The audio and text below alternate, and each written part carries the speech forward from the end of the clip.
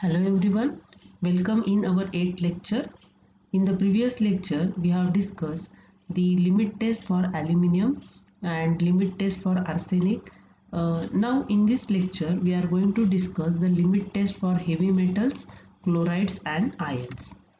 So the learning objectives of this lecture is after completion of this lecture, the student must know the limit test for heavy metals, limit test for the chlorides and limit test for the ions. Again, I have used these two references for the preparation of this lecture.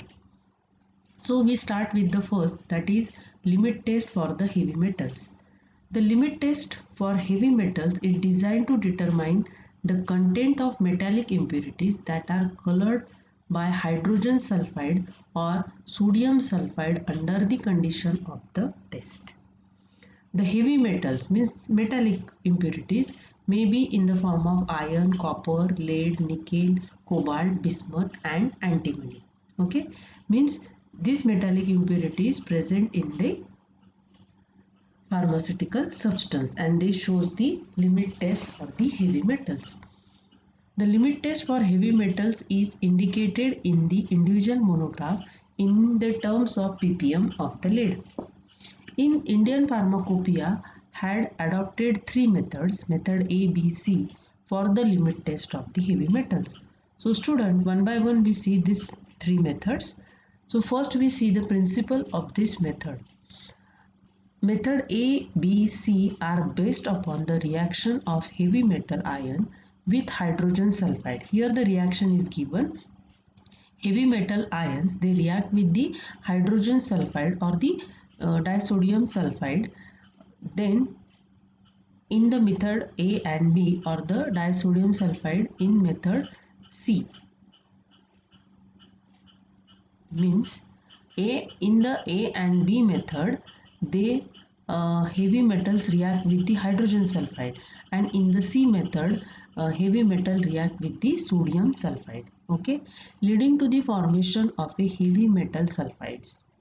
The metal sulfide remain distributed in the colloidal state and gives rise to a brownish coloration. The color produced in the test solution is compared with that of the standard solution containing a definite amount of the lead. The color is compared by keeping the two Nessler cylinder side by side and viewing the vertical downward direct against a white background.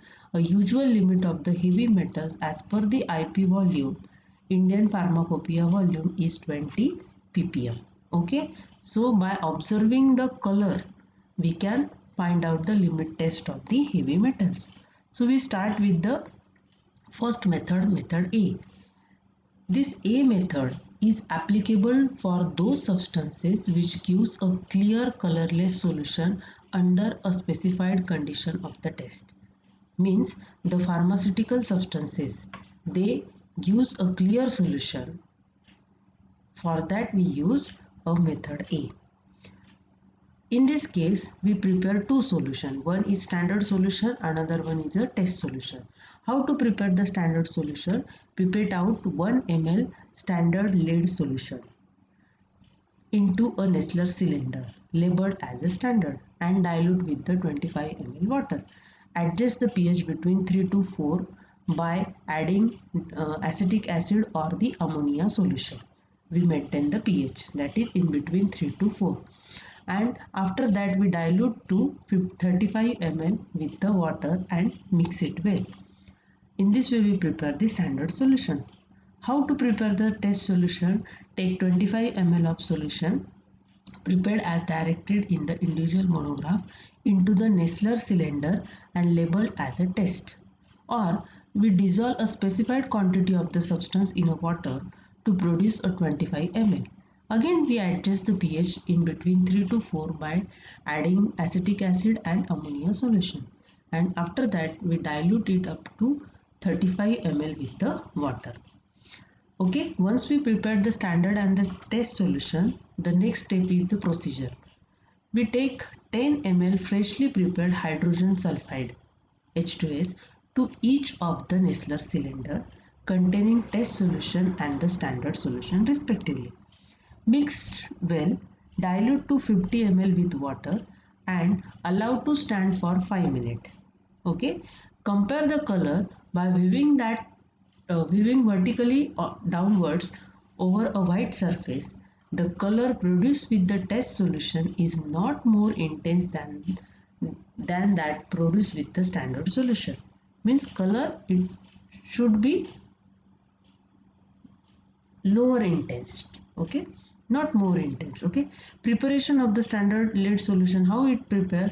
By dilute 1 volume of the standard lead solution to 50 volume of the water. In this way they prepare the lead solution. In method B, it is applicable to those substances which do not give a clear colorless solution under a specified condition. Means the substance which do not gives a clear solution under a specified condition. Standard solution, it is prepared in the previous method. Means we take 1 ml standard solution and dilute with the 50 ml of water.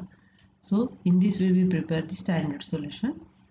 Then test solution, a suitable crucible, the quantity of the substance is weighted, sufficient sulfuric acid is added to weight the sample and ignited at a low temperature until thoroughly charged.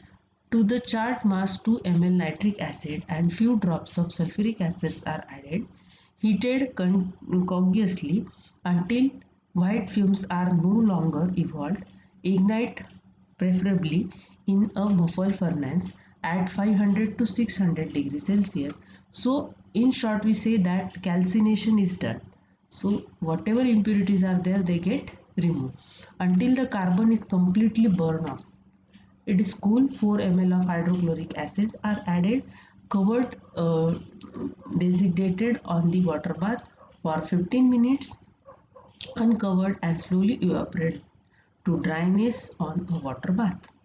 The residue is moist with the 1 drop of HCl and 10 ml of hot water are added and desiccated for 2 minutes.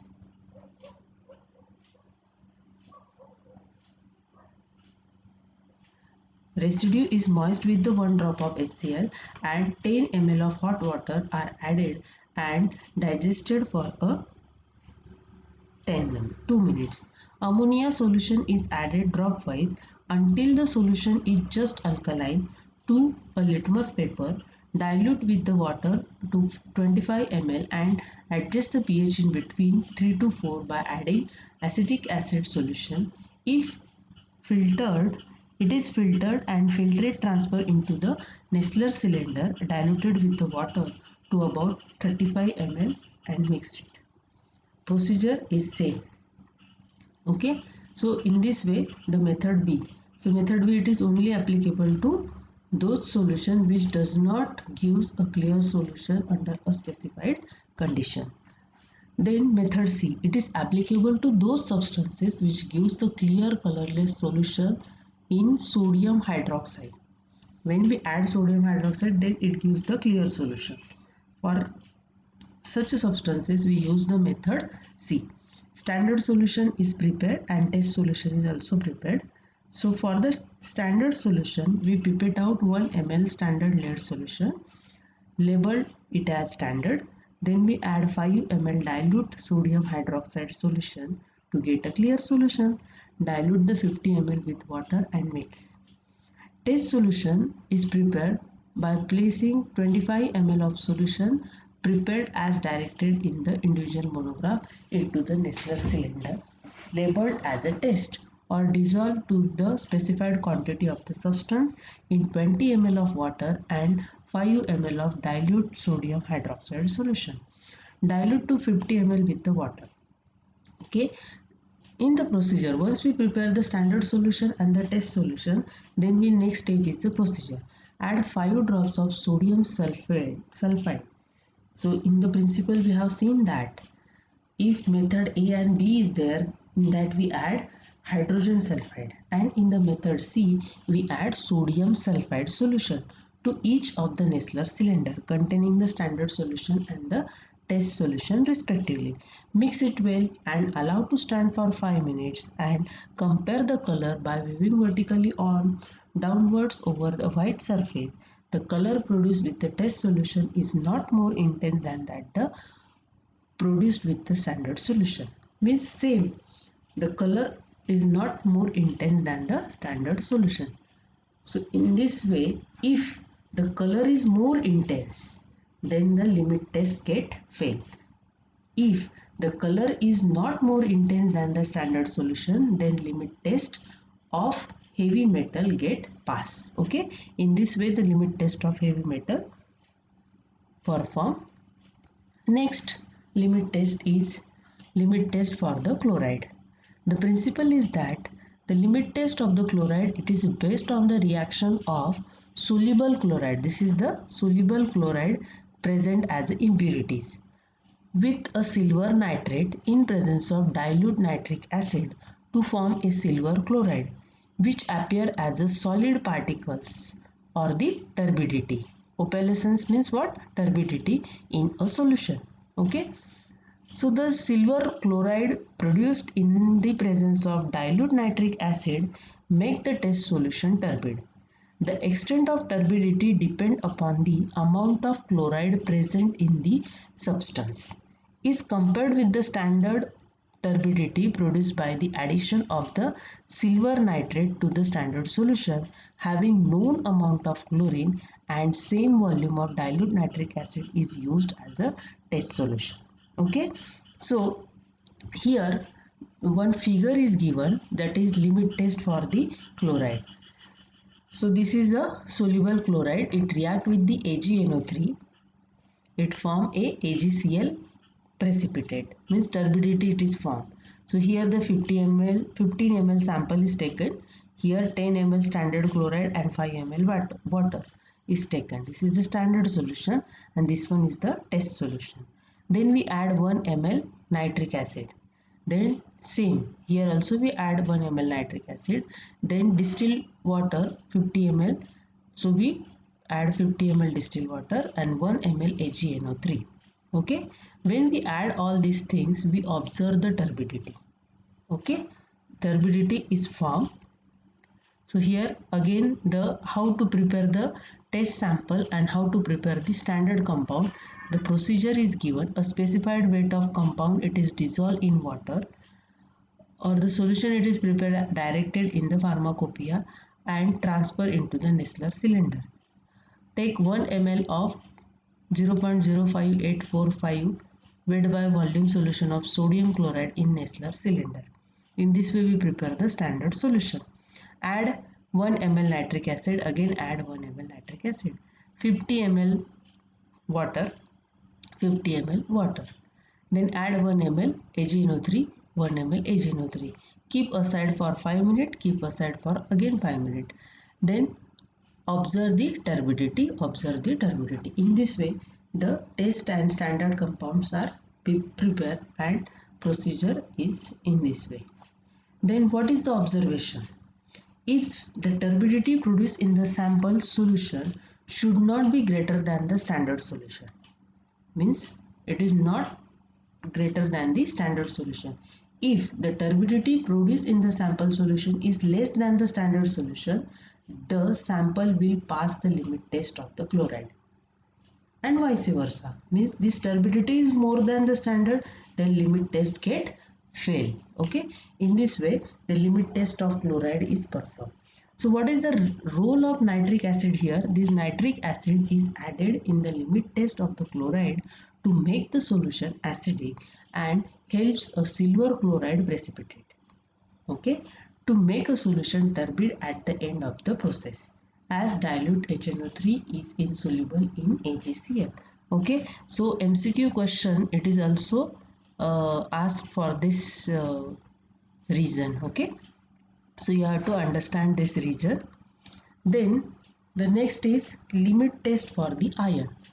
Limit test of iron, it is based on the reaction of iron in ammoniacal solution with thioglycolic acid in presence of citric acid to form a iron thioglycolate.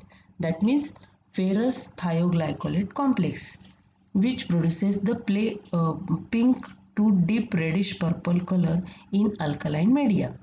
So here thioglycolic acid, this thioglycolic acid, it is used as a reducing agent. This is a iron. They form a ferrous thioglycolate complex which having reddish purple color. Okay. The color of the ferrous thioglycolate complex fade in the presence of air due to the oxidation. Okay. So color get changed due to the oxidation. Also, the color is destroyed in presence of oxidizing agent and strong alkali. Means it get disappear or destroyed by oxidizing agent or the strong alkali.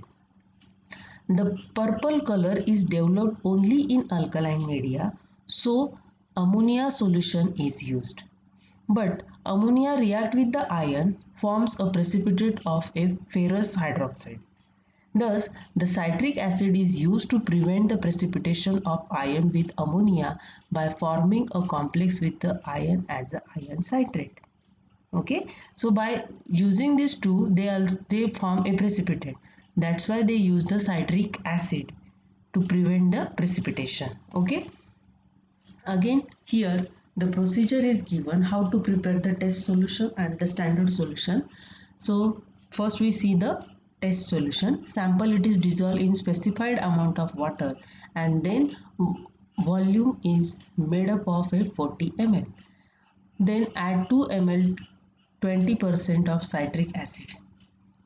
Here 2 ml standard solution of iron is diluted with the water up to 40. Then add again citric acid 2 ml. Then next step is to add 2 drops of thioglycolic acid. Here also we add in the standard solution, we add thioglycolic acid. Means 2 Nestler's cylinders are there. One is labeled as a test and the another one is labeled as a standard. Okay. So test sample is there. Here standard solution is there. Then add 2 ml citric acid, 2 ml citric acid here also. 2 drops of thioglycolic acid. Here also add 2 drops of thioglycolic acid. Then the next is add ammonia to make a solution alkaline and adjust the volume up to 50. Same here, ammonia is added and adjust the volume 50. Keep aside for 5 minutes. Then color developed is viewed vertically and compared with the standard solution.